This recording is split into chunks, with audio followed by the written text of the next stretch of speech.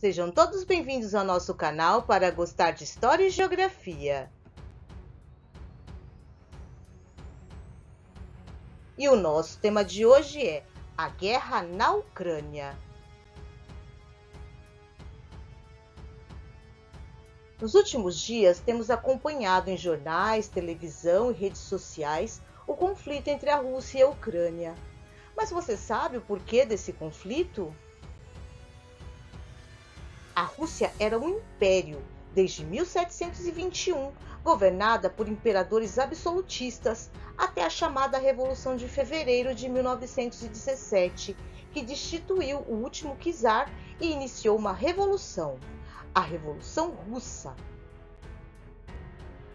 Depois de uma guerra civil, os socialistas assumem o poder em 1922 e a Rússia passa a ser a República Socialista Federativa Soviética Russa. Em conjunto com as repúblicas socialistas soviéticas da Ucrânia, Bielorrússia, Armênia, Geórgia e Azerbaijão, formaram a União das Repúblicas Socialistas Soviéticas, ou simplesmente União Soviética, em 30 de dezembro de 1922. Ao todo, 15 países aderiram ao URSS. Mais tarde, em 1939, a tensão na Europa indicava que a Segunda Guerra aconteceria a qualquer momento. E, para a surpresa de todos, os governantes da União Soviética e da Alemanha fizeram um pacto de não agressão mútua em agosto de 1939, pacto que o chefe de Estado alemão não cumpriu. Em 1941, os nazistas colocam em prática a Operação Barbarossa, com o objetivo de dominar a Ucrânia e chegar a Moscou, capital da União Soviética. Os alemães conseguem invadir a Ucrânia e chegar à Rússia, onde de julho de 1942 a fevereiro de 1943 ocorre a maior batalha travada na Segunda Guerra, a Batalha de Stalingrado. Os soviéticos conseguem resistir e derrotar os alemães, que a partir desse momento sofrem uma derrota atrás da outra, e os aliados retomam todos os territórios conquistados. Os soviéticos se unem temporariamente aos aliados e, junto com os estadunidenses, invadem a Alemanha em 1945. O chefe de Estado alemão se suicida e a guerra termina na Europa.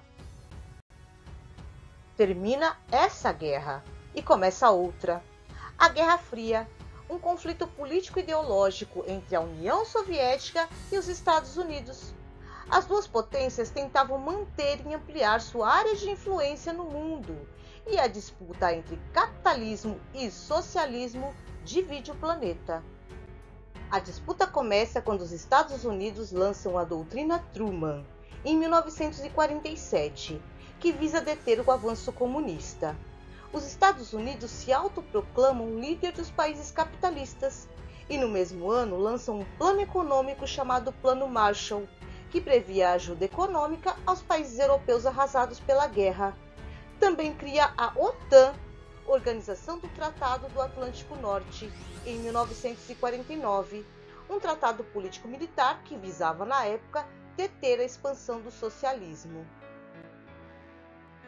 Em resposta, a União Soviética cria o Comecon, Conselho de Assistência Econômica Mútua, em 1949, que fornecia ajuda militar e econômica aos países do bloco socialista, e o Pacto de Varsóvia, em 1955, que previa apoio mútuo entre os países socialistas em caso de conflitos armados. Essa disputa entre as duas potências causa a bipolarização do globo e dura até 1991, quando ocorre a queda do socialismo e o fim da União Soviética. Agora vamos conhecer um pouco mais sobre a Ucrânia, um país do leste europeu, o segundo maior em área na Europa, depois da Rússia. Durante os séculos V e VI, os eslavos chegaram ao território que hoje é a Ucrânia. No século IX, os vikings se mesclaram aos eslavos e fundaram o poderoso reino de Rus, também chamado de Rússia de Kiev. Esse país perdeu o poder quando os mongóis invadiram no século XIII. No século XIV, a Lituânia conquistou o território ucraniano. Depois, em 1569, foi a Polônia que governou maior parte da Ucrânia. Os poloneses transformaram muitos ucranianos em servos, e alguns desses servos fugiram e se juntaram à força militar dos cossacos, que em 1648 liderou um ataque contra o domínio polonês. Os cossacos pediram ajuda da Rússia para derrotar os poloneses, e os ucranianos conseguiram se libertar da Polônia. Mas no final do século XVIII, o território da atual Ucrânia foi dividido entre o Império Austríaco e o Império Russo. Mas com a Revolução Russa de 1917 e o fim dos impérios russo e austro-húngaro em 1918, ressurge um movimento nacional ucraniano pela autodeterminação.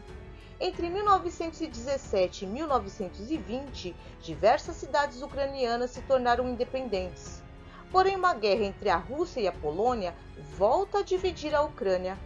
A parte ocidental passa a fazer parte da Polônia, e no centro e o leste torna-se parte da União Soviética. As fazendas ucranianas sob o domínio soviético passaram a fazer parte de um programa de fazendas coletivas. Era exigido o cumprimento de cotas, onde parte da produção era entregue ao governo, e as fazendas só recebiam os grãos para replantio se as metas fossem cumpridas. Foi se tornando impossível cumprir as cotas estabelecidas, e sem sementes para replantio, a fome se torna generalizada. De 1932 a 1933, a fome causou a morte de milhões de ucranianos, um episódio conhecido como Holodomor. Como vimos, durante a Segunda Guerra, a Ucrânia foi invadida pelo exército alemão entre 1941 e 1943. No início, os alemães foram recebidos como libertadores por muitos ucranianos, já que a Ucrânia estava sofrendo com a política soviética das fazendas coletivas. Porém, os alemães mantiveram as fazendas coletivas e executaram a política do genocídio contra os judeus. Desta forma, a maioria da população passou a combater o nazismo. Com o término da Segunda Guerra, as fronteiras da Ucrânia soviética foram ampliadas. E com a dissolução da União Soviética em 1991, a Ucrânia se torna independente, se tornando uma república semipresidencial. No início de sua independência, o país enfrentava uma séria crise econômica, uma enorme dívida externa, desigualdade social e divisão socio-ideológica entre os dois lados do país. A Ucrânia também teria que resolver a questão das armas nucleares. O país tinha a terceira maior reserva desse armamento no mundo e com meios significativos de produção. Porém, a Ucrânia tinha o controle físico das armas, já o controle operacional ficava em poder da Rússia. Em 1992, a Ucrânia liberou voluntariamente mais de 3.000 armas nucleares táticas e, em 1996, transferiu todas as ogivas para a Rússia depois de aderir ao Tratado de Não Proliferação de Armas Nucleares e com a garantia de que não seria atacada e suas fronteiras seriam respeitadas. Quanto ao conflito atual, não podemos dizer que existe um único fator determinante, mas sim vários fatores históricos entre os dois países. Um dos fatores é a importância da Ucrânia, que tem uma grande produção industrial, especialmente de aço. É a oitava maior reserva de carvão mineral do mundo e uma grande produtora agrícola. E geograficamente é um dos maiores pontos de acesso para a Ásia e a Europa. E pelo seu território passa uma grande quantidade de gasodutos que abastecem boa parte da Europa.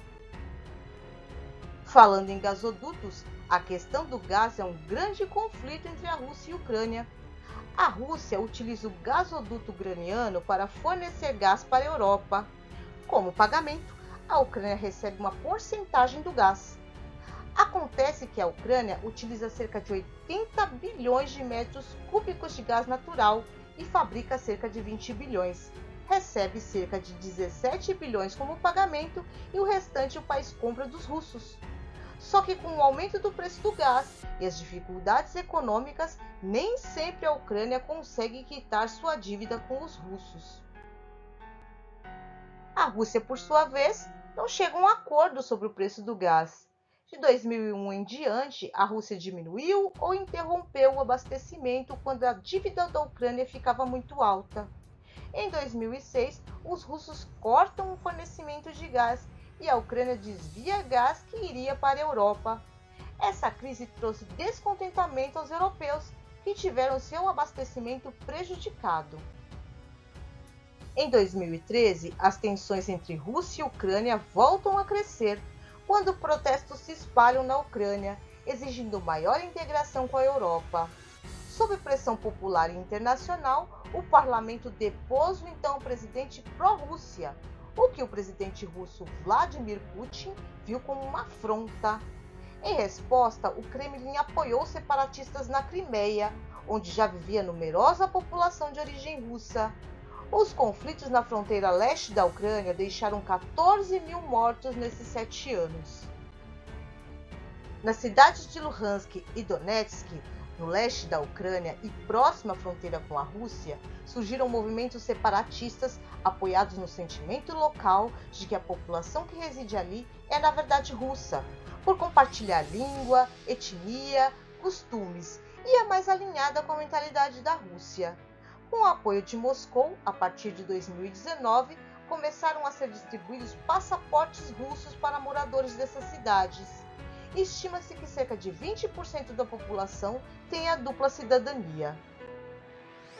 Outra questão, que segundo a Rússia seria o motivo do conflito, seria o pedido de participação da Ucrânia na União Europeia, que é o maior bloco econômico do mundo, e sua parceria com a OTAN, que, como vocês se lembram, foi criada na Guerra Fria e conta atualmente com 30 países membros, que assinam um pacto de defesa mútua.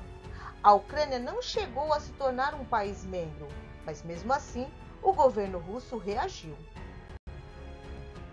O governante russo quer o afastamento dos países do leste com a União Europeia e teme que, no caso de uma aliança da OTAN com a Ucrânia, este país sirva de base para lançamentos de mísseis contra a Rússia. O governo russo quer evitar também que a entidade se expanda até suas fronteiras, pois assim seu país ficaria cercado.